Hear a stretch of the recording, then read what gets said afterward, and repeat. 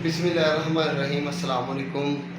उम्मीद है आप सब खैरियत से होंगे। इमरान जी को ब्लॉग में खुश आमदीद। आज ही हम आए हैं एक छोटी सी ट्रेडिंग के सेटअप पे। यहाँ पे मेरा वीडियो बनाने का मकसद है कि जो नौजवान नस्ल, ख़ास तौर पे जो स्टूडेंट मैट्रिक या FSC करके फ्री हुए हैं, उनके लिए ये बड़ी एक अपॉर्चुनिटी है कि 10-15 हज़ार या 20 हज़ार के अंदर इतना तो एक बंदा आसानी से कर सकता है। वो डेली की अपनी अच्छी एक अर्निंग कर सकते हैं। इसके बारे में हमारे साथ जैन साहब हैं, मेरे दोस्त, वो हमें गाइड करेंगे कि कैसे वो छोटी सी अमाउंट से अपना डेली का अच्छा रोज़गार, एक जॉब की जगह पे अपना, मैं तो यही समझता हूँ कि अपना सेटअप ज़्यादा बेहतर है।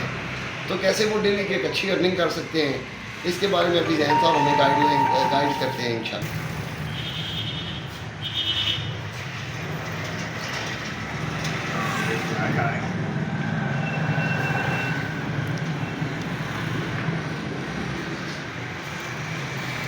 अस्सलाम वालेकुम। हाँ जी, क्या हाल है जी जैन साहब, ठीक है?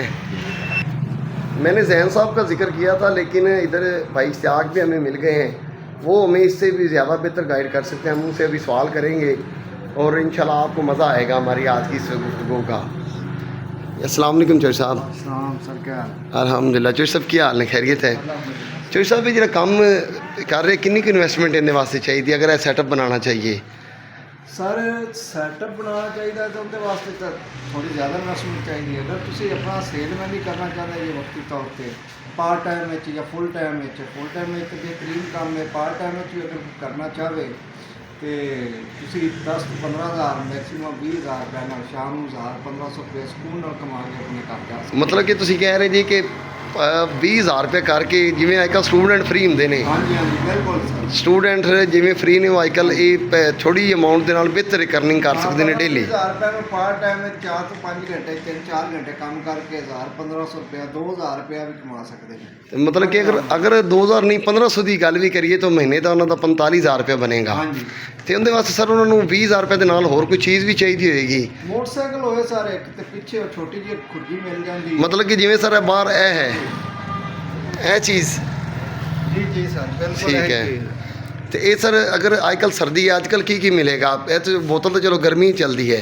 हाँ जी, वो लेज है सर, बर्तन वाला साबन है, उसको हट के जूस वगैरह थोड़ा बहुत चलता रहता है। मार्केट में और काफ़ी सारी चीज़ें, पैंपर हो गया।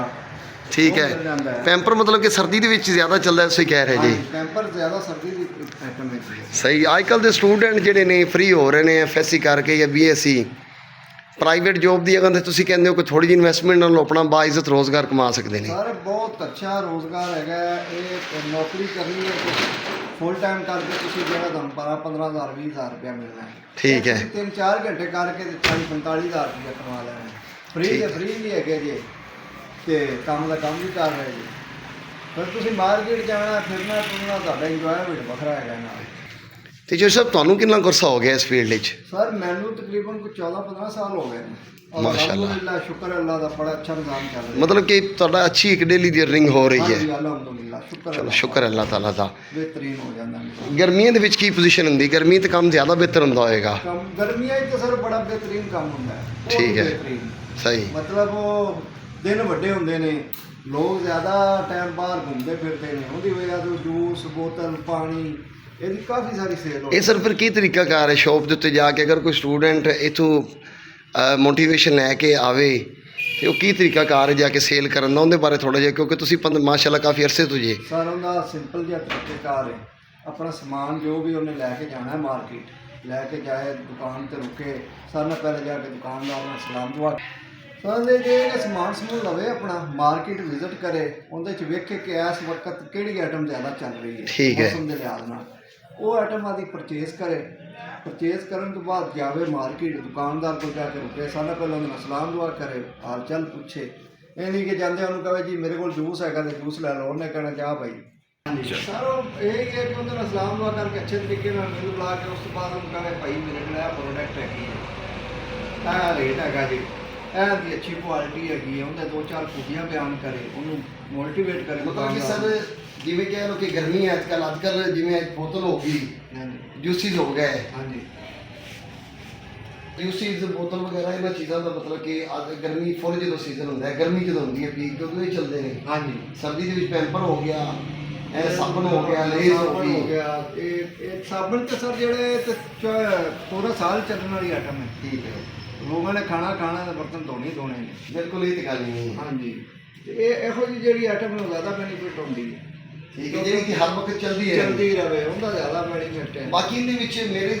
ਮੁਤਾਬਕ ਤਾਂ ਤੁਹਾਡੇ ਨਾਲ ਜਿਹੜੀ ਗੁਫ਼ਤਗੂ ਹੋਈ ਇਹਦੇ ਲੋਸ ਕੋਈ ਨਹੀਂ। ਅਗਰ ਕੋਈ ਬੰਦਾ 15-20 ਹਜ਼ਾਰ ਰੁਪਏ ਦੀ ਇਨਵੈਸਟਮੈਂਟ में ਕੰਮ ਕਰਦਾ ਹੈ, ਨਹੀਂ ਸਰ ਇਹ ਐਸੀਆਂ ਚੀਜ਼ਾਂ ਨਹੀਂ ਕਿ ਜਿਹੜੀ ਅਗਰ ਉਹਨੂੰ ਸਮਝ 'ਚ ਨਹੀਂ ਆ ਰਿਹਾ ਹਾਂਜੀ तो वापस करके पैसे भी ले सकता है। ਬਿਲਕੁਲ ਹੋ ਜਾਂਦਾ ਸਰ। ठीक है, वापस करके अपने पैसे ले लेना, नहीं समझे जा रहे हफ्ता 10 दिन ਵਰਡ ਹਫਤਾ 10 ਦਿਨ 15 ਦਿਨ 20 ਦਿਨ ਕਰਕੇ ਵੇਖੇ ਨਹੀਂ ਸਮਝੇ ਜਾਂਦੇ। ਨਾਕਾਮੀ ਦੇ ਚਾਂਸ ਹੈ ਨਾ ਟੀਚਰ ਸਾਹਿਬ।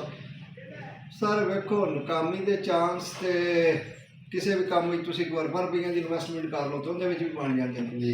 ਜੇ ਅੱਲਾ ਕਰਮ ਕਰੇ ਤੇ ਇਹਦੇ 'ਚ ਕੋਈ ਨਾਕਾਮੀ ਦੇ ਚਾਂਸ, ਬੰਦਾ ਮਿਹਨਤ ਕਰਨ ਵਾਲਾ ਹੋਵੇ ਤੇ ਰੋਜ਼ੀ ਲੱਭਦੀ ਹੈ। ਹਾਂਜੀ चलो शुक्रिया जी साहब, बड़ी खुशी हुई तारे नाल गुफ्तगू करके।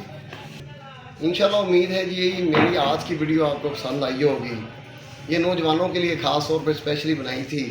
चौधरी इश्तियाक साहब ने काफ़ी दिन से कह रहे थे यार ना इस पर कोई गुफ्तगू करे। जो नौजवान नस्ल है, मैट्रिक FA BA वाले फ्री होते हैं, खज्जल हो रहे होते हैं 10,000 10,000 20,000 15,000 की तनख्वाह के लिए, तो उनके लिए एक बेहतर अगर काम करने वाला बंदा हो, मैं तो ये समझता हूँ कि उसके काम की कमी नहीं है मेहनती बंदे के लिए, तो अपनी जो काबिलियत और अपनी तवानाई ख़ास तौर पे इस एज के अंदर जो नौजवान बिल्कुल यंग लड़के हैं उन्हें चाहिए उसकी तवानाई अपनी आने वाले फ्यूचर के लिए सर्व करें, बजाय इसके कि आजकल जो गलत सोसाइटी और बैड एक्टिविटीज़ के अंदर लगाने की बजाय एक बेहतर कोई बिज़नेस या कोई बेहतर स्किल, दुनिया में जो सबसे अच्छी स्किल है वो मेरी नज़र में तो मार्केटिंग की है। उसमें अगर एक चीज़ आपकी समझ में नहीं आ रही, आप एक चीज़ लेके गए हैं वो सेल नहीं होती, आप दूसरी चीज़ ले लें उसके अल्टरनेट।